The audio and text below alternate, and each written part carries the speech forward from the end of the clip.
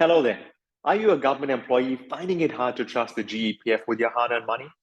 Do you lie awake at night worrying about your pension and resignation benefits and how it could be impacted by GEPF's seemingly suspicious investments and baffling financial decisions? Now, you're not alone. Over the past few years, we've seen significant changes, such as the devastating decrease in resignation benefits due to the formula change on 1 November 2022.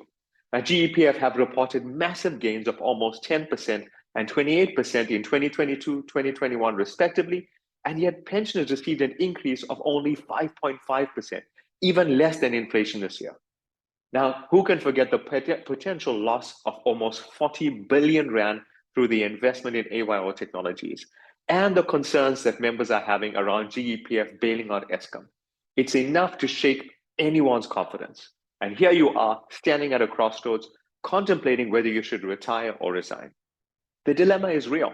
You have concerns about GEPF, but where do you go from here?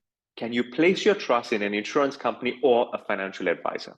Now, in this video, I'm going to unravel a secret that will empower you, a secret that will give you the insight to navigate the complexities of retirement and resignation decisions, leading you to a path where you can feel secure and regain control of your financial future.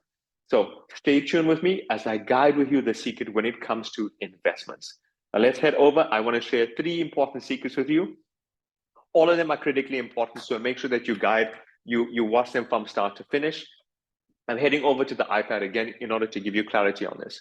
Now, I've shared this in previous videos, right, where I speak about what I call the opportunity period, and it's simply this. And it's good if you make a note now on a page. You simply want to write down now, right? You write down the month and the year that we are right now.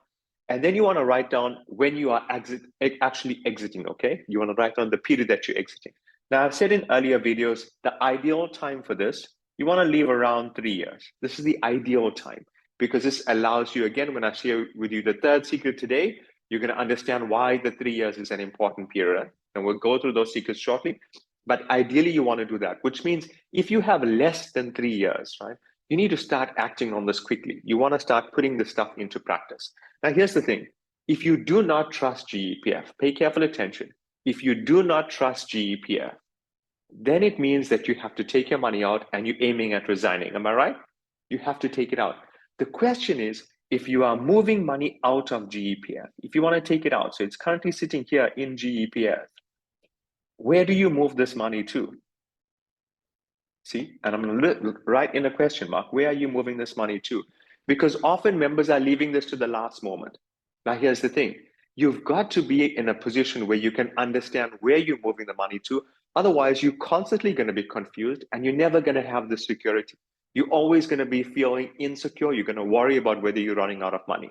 Now, maybe you've got a retirement annuity right now, or you've got some type of investments, and perhaps you're unsure of how this investment is performing, or it's not performing the way that you want, which then puts you in a dilemma, right? Because you've got a situation here where you have money that's sitting with GEPF, and you're not exactly confident with GEPF, but then you have money that's sitting with the insurance company, and you know this, the markets kind of do this, right? You know, the markets have this type of effect. So if the markets are having that effect, if you've got an investment right now and it's doing that, this is where you're going to have this feeling of insecurity. Now, again, as I walk you through each of the 3 secrets, the focus here is not on retiring and resignation. I said this before in videos. Your goal should not be on retiring and resigning. Your goal has to be on protecting yourself, making sure that everything is okay with you, making sure that everything's okay with your family, if leaving a legacy is important for you, keeping your taxes to a minimum, basically doing what you need to do to protect yourself. And bear in mind that GEPF is going to do what they need to do to protect themselves. Insurance companies, financial advisors are going to do what they need to do to protect themselves. So you want to make sure that you're looking out for your best interest, right? Let's get started with the first secret, right? This is going to sound a bit strange, but I want you to make a list of the perfect investment experience, right? The perfect investment experience. Now, let me share with you how I do this with the members who are consulting with me privately. I want you to imagine that you know the movie Aladdin, and in Aladdin, we saw the genie, right, who popped out of a lamp. So I want you to imagine that you had that genie. Let's say I'm your genie. I want you to make a list of your perfect investment experience. Now, it does not matter what happened in the past, right? It doesn't matter that. Don't think about the markets and all of those things. I want you to be clear on what it is that you want. Is it important for you that you have consistent growth? Is it important for you that you don't have losses? Is it important for you that you're getting a certain type of growth? Maybe you want to beat a bank investment, or maybe you want to beat inflation, you see? So I want you to make a note of this. Now, once you make a note of the things that's important for you, now you have clarity, you see? Now you have something that you want. And again, as I said, it's not about GEPF, it's not about insurance companies. The only way you can make it about you is by being clear. So when you do this, when you start to make a list of the things that's important to you, now you have ammunition, right? You've got a lot of power. And I'm going to show you how to use this in the second secret. Now, remember, it's okay if you don't know about tax, if you don't know about investing, if you don't know about the markets, that's perfectly okay. You don't need to know about that because your specialty lies in what you've been doing all along, right? You're an expert in your field, which means if you don't know what to do, you now have to get a specialist. Now, my recommendation here is you want to get a GEPF specialist, okay? Not just a financial advisor or a financial planner. You need to get someone who is a GEPF specialist because ultimately you're going to make a call on whether you should retire or resign. And if you are aiming at resigning, you want to start that relationship now, right? Again, when I show you the third secret, you're going to see why I'm saying that you need a GEPF specialist, not just someone general. Think like this, right? If you had a heart attack, you don't want to go to your GP, am I right? You want to go to a cardiologist because that is someone who specializes with the heart. So same here. If you are focusing on GEPF and you're aiming at retiring and resigning, you need to get a GEPF specialist, someone who understands that market well and who's in a position to assist you, especially if you're aiming at resigning, because then again, you continue the relationship. So you want to do that. And then you want to start to share the goals. So remember what I said in secret one, make a list of your perfect investment experience you want to share. Now, the reason that I want you to do this, right, is have a look at this. You see, there are tons of funds that are available in the market, tons of funds that are there, lots of different funds. And how does one know? How do you know whether where you are investing is going to be the right place or not? Right. So look in how I've drawn this here. There are hundreds of funds that are available, but notice what I've done. I've drawn 3 circles here, blue, right, representing the ones that match up with your list. So here's the thing. You want to get your specialist knowing this list, right? Knowing the list. And then the specialist job is this. There are hundreds of funds to choose from. The specialist now has to filter this, right? See how I created the filter? The specialist has to filter this, take out the funds that are suitable for you based on your investment experience. Notice what I'm doing here. It's general, right? You are going to say what's specific to you. You're going to say what's important to you. You're sharing this with your specialist. Now, here's the thing. The specialist will be able to provide you with the information up front. Once you have that information, here's secret number 3. Pay attention. Pay attention.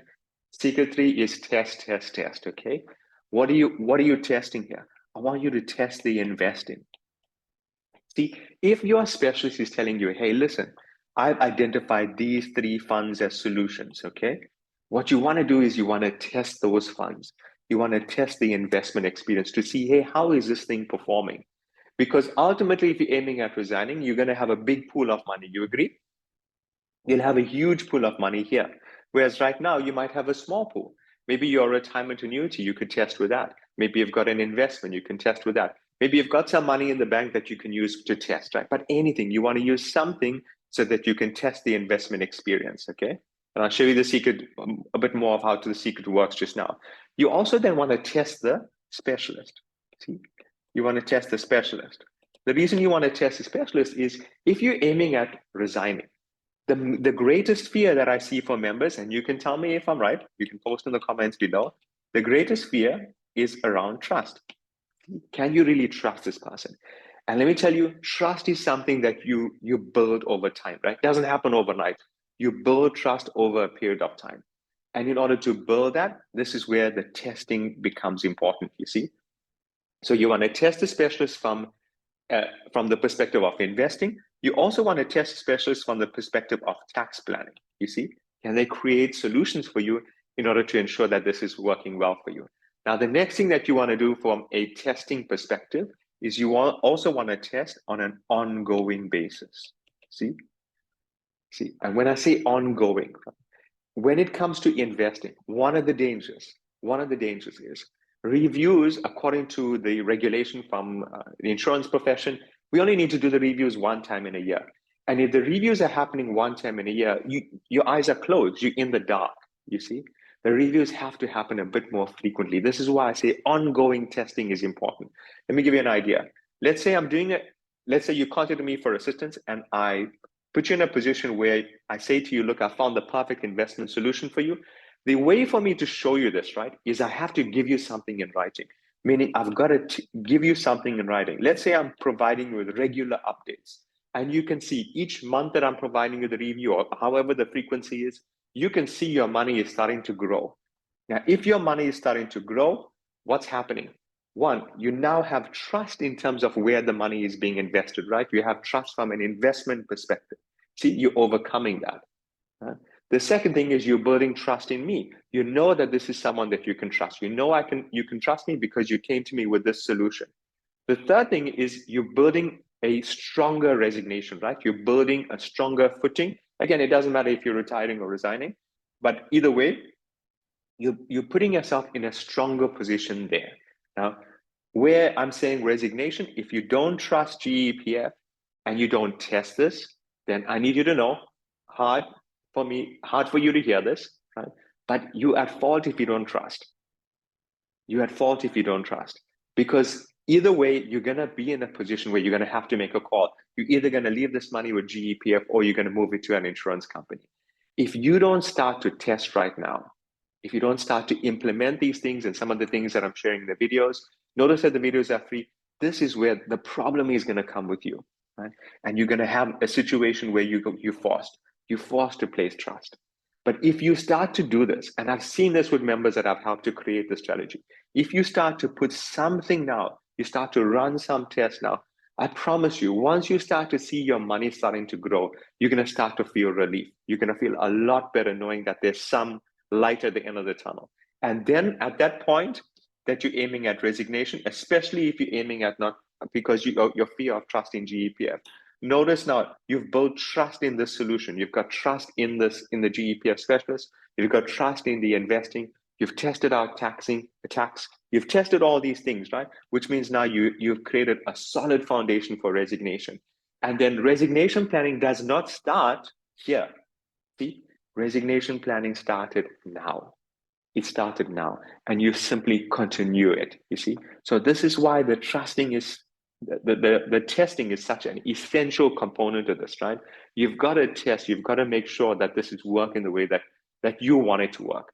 So I want you to post a comment below. Right? I want you to tell me what steps are you going to put in place now in order to secure your future. Again, notice what I said. It doesn't matter whether you retire or resign.